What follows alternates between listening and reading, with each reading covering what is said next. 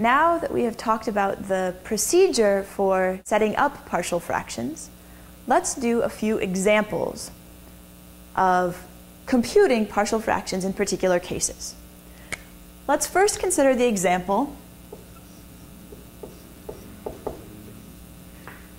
z over z cubed minus z squared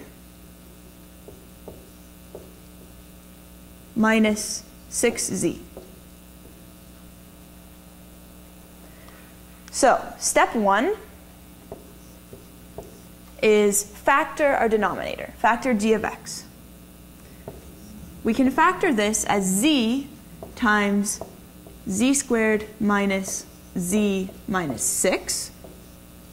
And using several different methods, including simply solving the quadratic equation for this term, we can determine that this is actually z times z minus 3 times z plus 2.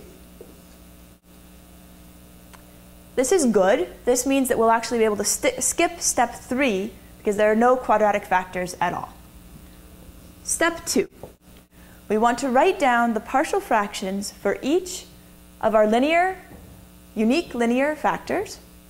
So we have a over z plus b over z minus 3 plus c over z plus 2.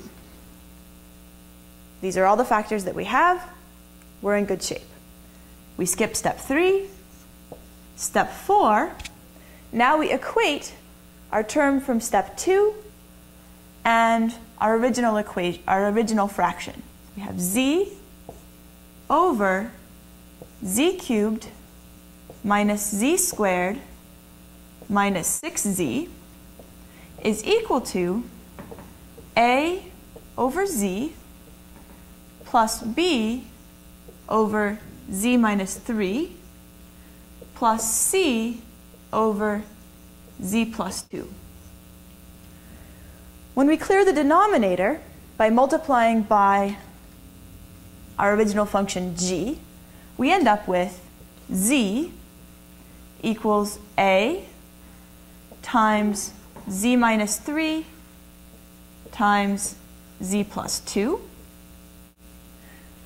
plus b times z plus 2 plus c times z minus 3.